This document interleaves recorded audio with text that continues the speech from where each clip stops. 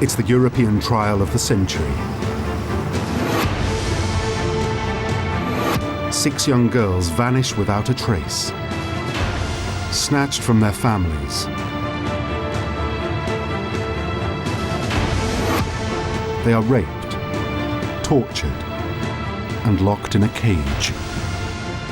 It's unbelievable how someone can think that you can leave a human being, even two, in such a tiny place.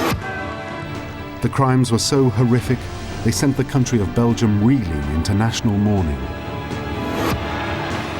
which erupts into fury over revelations of how police bungled the investigation. It was possible to save killing children, to save 4 children who are dead now. Grieving families lead the nation in a fight to find the truth in the trial of Marc Dutroux.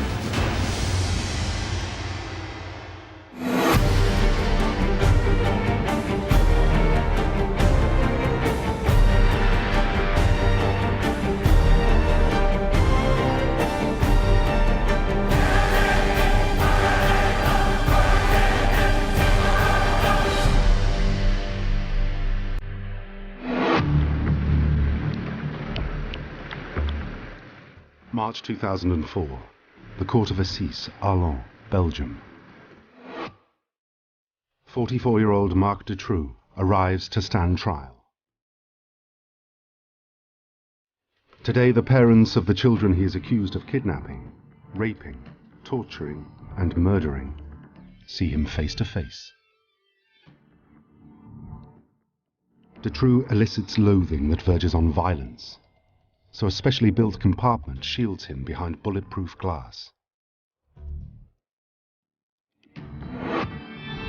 Over the next 16 weeks, the full horror of what happened to the 6 abducted girls will be revealed. For Paul Marchal, the father of 17-year-old Anne, some of the evidence is so gruesome, he collapses through distress. I was on the trial every day, every hour I was there, during 4 months. Julie Lejeune's father, Jean-Denis, now sits only meters away from the man accused of killing his daughter. C'était difficile d'être là à côté et de devoir rester calme et impassible alors qu'on a beaucoup de haine, et de rancœur et un sentiment de vengeance aussi qui est omniprésent. Dutroux's horrific crime spree starts in June 1995, when 8-year-olds Julie Lejeune and Melissa Rousseau vanish after spending the afternoon playing together. 2 months later, teenage friends Anne Marchal and Afia Lambrek disappear from a holiday resort. Frustrated by inadequate police response, Anne's distraught parents launch their own search for the girls. I began to make a poster with disappeared Anne, Afia, there. Phone us, please, let us know something. In just 2 months, 4 girls have gone missing. A year later, police still have no leads. Then 12-year-old Sabine Dardenne disappears on her way to school. 2 months later, 14-year-old Laetitia Deleuze also seems to vanish. But a witness spotted the battered old van used to abduct her. Someone noted the number plate of the car, and he told it to the police. They started checking the combination in their listings, and they found the name of Marc Dutroux. On August 13, 1996, police raid one of Dutroux's 7 rundown houses in the Charleroi region of Belgium. They arrest everyone there. 39-year-old unemployed electrician Marc Dutroux. His wife, 37-year-old Michelle Martin. and 25-year-old drug addict Michel Lelivre. 2 days later, after listening to a flurry of phone calls Dutroux received the night Laetitia went missing, police arrest 55-year-old businessman Michel Nihoul. After 48 hours of questioning, Dutroux breaks and leads police to his house in Marcinelle.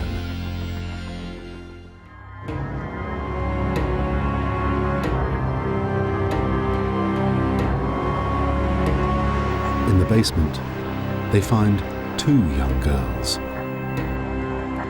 They've been kept locked in a cage 1 meter wide, 2 meters long, and just over 1.5 meters high.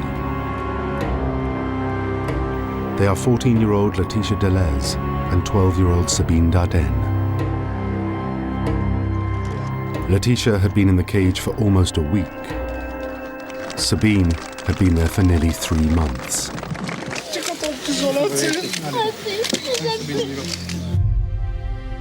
The fact that 2 girls survived such an ordeal gives Paul Marchal hope he may yet find his daughter Anne alive. She's now been missing for a year. We saw that Sabine had lived for more than 2 months in there, and so it was possible. And so I believed that we could find Anne and Eefje alive, and perhaps Julie and Melissa too. But Paul's hopes are dashed when Dutroux leads police to the graves of other kidnapped girls. In the garden of his house in Salle-la-Buissière, police uncover the remains of Julie Lejeune and Melissa Rousseau. 30 kilometers away in his house in Jumet, buried beneath a shed, are Anne Marchal and Eefje Lambrecht. At that moment, it was a sort of release that we found Anne and Eefje. Alive or dead, it helps that you can find them.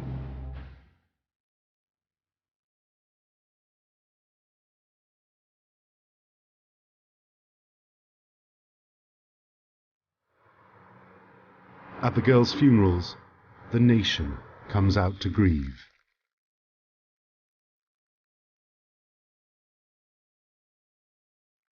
It's not normal to lose a child. It's normal that you lose your father or your mother, because they are older and everyone must go someday, but not the child. To many, it seems God has deserted his children. Et toutes les prières, où sont-elles allées? Et toutes les bougies qu'on a fait brûler, ça a servi à quoi? Les réunions de prière, les pèlerinages, est-ce que le bon Dieu est sourd? Non, ce n'est pas blasphème que de crier ainsi.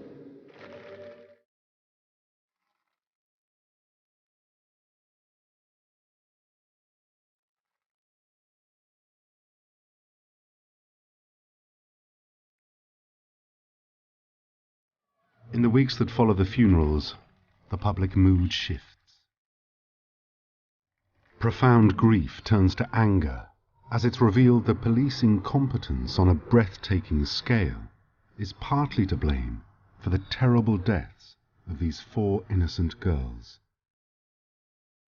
Marc Dutroux était bien connu des services de l'ordre. Il faut savoir que déjà depuis 1981, année où il a connu sa femme Michel Martin, il pratiquait déjà de la sorte, c'est-à-dire enlèvement, viol d'enfants, viol de femmes, de jeunes filles. Et c'est Michel Martin qui filmait les viols de son mari.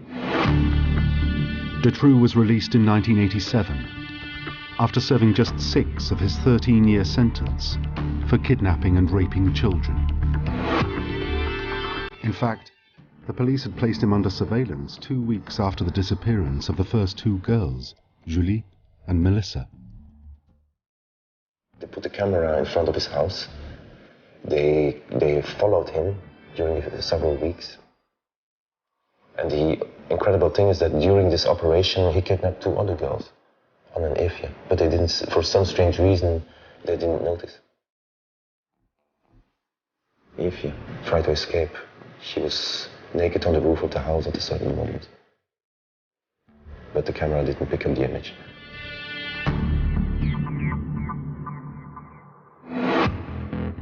What's more, Dutroux' mother had sent a letter to police stating that 2 teenagers were being kept in a cage in her son's basement.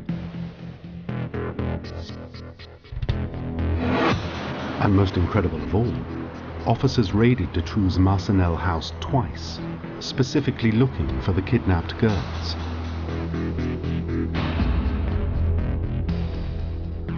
In a particularly cruel twist, while searching the cellar, officers heard girls' voices on the other side of the wall, but left without investigating further. Their final blunder was to confiscate homemade child pornography and videos in which Dutroux is actually filmed constructing the cage.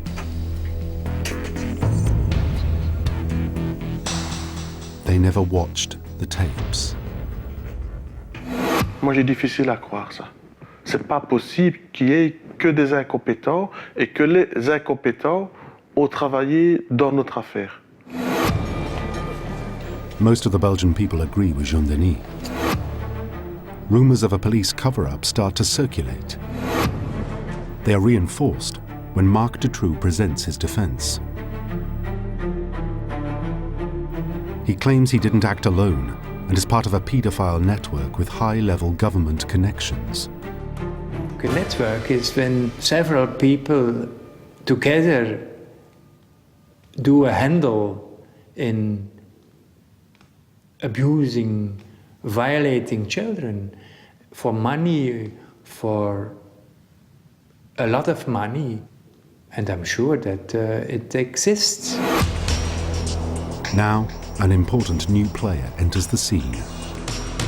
Lead investigator, Judge Jean-Marc Conneron. He takes the paedophile network allegations seriously and launches a nationwide appeal for witnesses. But just when he starts to make progress, he's removed from the case. Dutroux' lawyers successfully claim he's biased in favor of the victims. But his firing fuels allegations of a cover-up. When Conrad was taken out of this case, the Belgian people don't accept it. In a mass demonstration known as the White March, over 300,000 people protest in the streets of Brussels, the Belgian capital. There was anger, there was a lot of emotional feelings at that moment. White symbolizes the innocence of children. The march is an outpouring of public anger and a gesture of support for the grieving families. I got a lot of flowers. It was very heavy to carry them with me. And at that moment it was a feeling like I have Anne in my hands. The following day, Paul visits Anne's grave and covers it with the flowers. He finds a note which gives him some comfort. I put all these flowers on the grave of Anne, and I found a little paper. It was not signed, but there was someone who writes on this paper, Anne, yesterday, again I saw your father laughing. And that was the White March.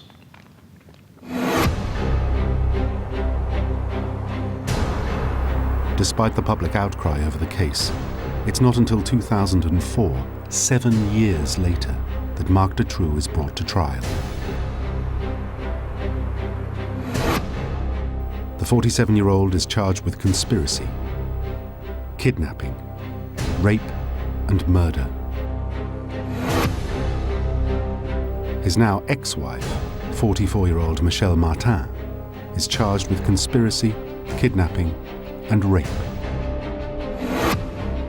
Michel Lelièvre, 32, is charged with conspiracy, kidnapping and rape. 62-year-old businessman Michel Nioul is charged with kidnapping, drug dealing, human trafficking and conspiracy. The three co-defendants deny all charges. Dutroux admits to abduction and rape, but pleads not guilty to all murder charges.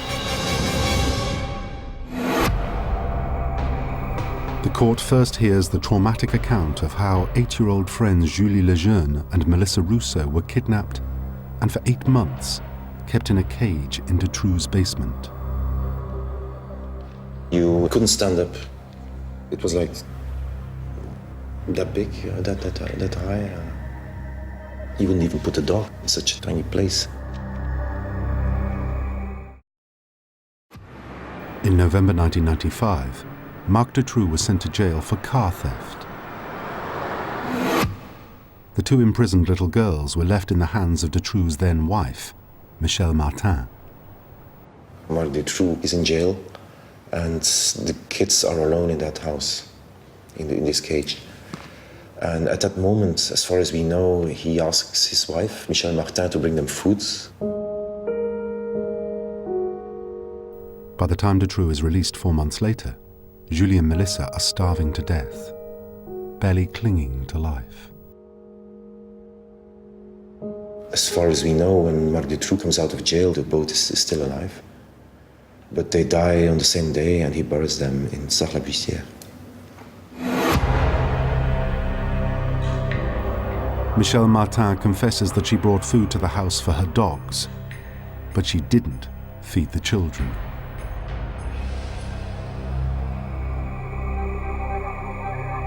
The court has little time to recover from the sickening testimony before they hear the fate of Anne Marchal and Afia Lambrec.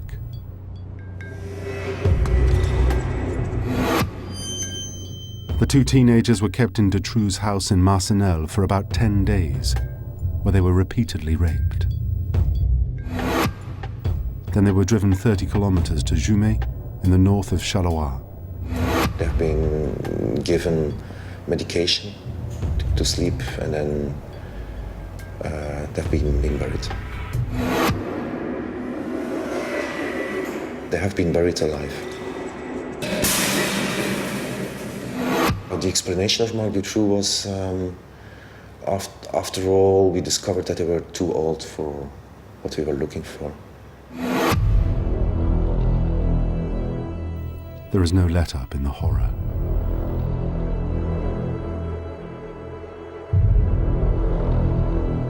Dutroux' surviving victims, Sabine Dardenne and Laetitia Deleuze, take the stand. Laetitia was locked in the cage for 6 days.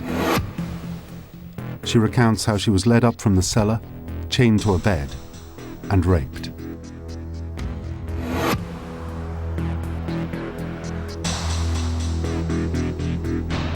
Sabine was held captive for 80 days.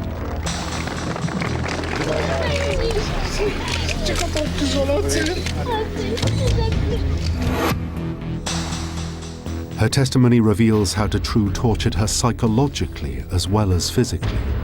Sabine kept a diary. He made her believe that this was a case of money, that her family had to pay for her, but that the family didn't answer his letters, that nobody cared about her except he. Marc Dutroux also made her think that when he abused her, that it's some kind of payment she had to do. He put all the responsibility on this little girl. 12-year-old Sabine wrote letters to her family, which were read to the court. In them, she describes what she calls the room of agony, where Dutroux took pornographic photos and raped her. When cross-examined about the paedophile network, she says she was only ever abused by Marc Dutroux. Sabine Dardenne has never seen anybody else except Marc Dutroux. So she's the biggest opponent of all these theories about pedophile rings. She says, I haven't seen anything of it, and there's nobody here who's been closer than her. Before Sabine and Letitia can leave the trial behind, there is a final ordeal to overcome.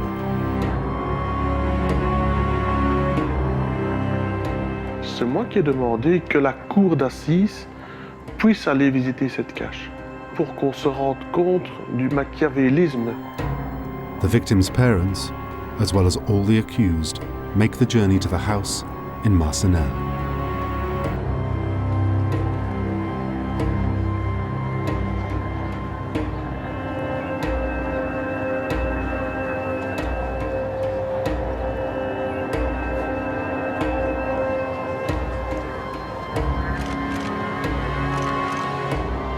They see firsthand the room of agony.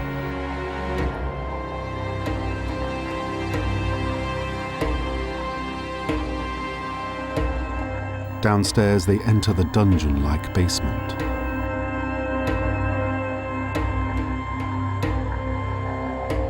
It has never been heated, and it's cold and damp. This is the removable wall which hid the cage. Now off its hinges, the hollow space behind is accessible and brightly lit for the court. But the children imprisoned there shared one lamp. It would have been dark. Il faut bien se rendre compte que c'est une ancienne citerne d'eau de pluie et que cette citerne a été vidée et que les petites étaient dedans et que cette citerne était séparée en deux par un grillage en plus. Je suis allé dans cette cache, je me suis assis et j'ai vu que Julie avait écrit son prénom avec un crayon noir sur le mur et voilà. Et j'aurais vraiment bien voulu pouvoir récupérer cette signature.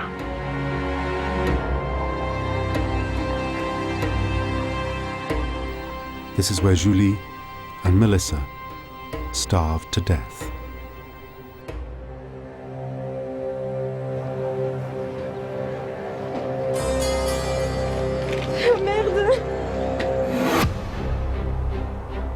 On the 14th of June, the jury start their deliberations. It takes 4 days for them to return a verdict.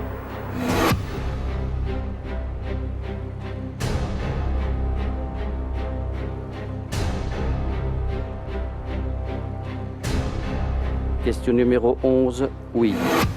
Michelle Martin is found guilty on all counts. She is sentenced to 30 years in prison. Lelièvre is guilty on all counts as well. He gets 25 years. The jury can't come to a decision on the businessman Néoul. He is later acquitted of kidnapping by 1 vote, but found guilty of drug dealing, human trafficking, and conspiracy. He is sentenced to 5 years. Dutroux is found guilty on all counts of kidnapping, rape, conspiracy, and murder, and is sentenced to life in prison. He's to be kept at the government's disposition, which means they can choose never to release him.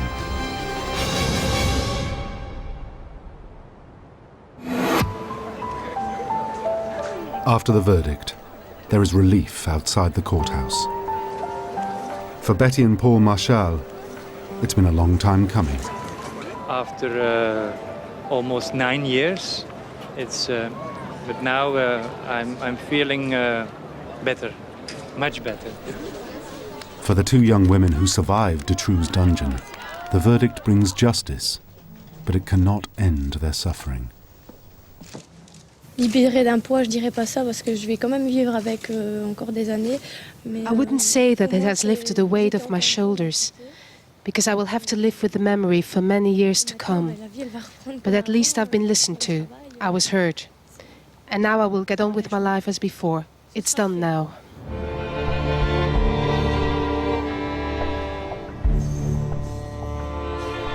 But 7 years after the deaths of their daughters, Paul Marchal and Jean-Denis Lejeune are granted no closure. La justice a été rendue pour Sabine Laetitia. Les éléments ont été vérifiés, exposés et avoués. Nous, on ne sait toujours rien du tout. Et la question est de savoir si un jour on saura.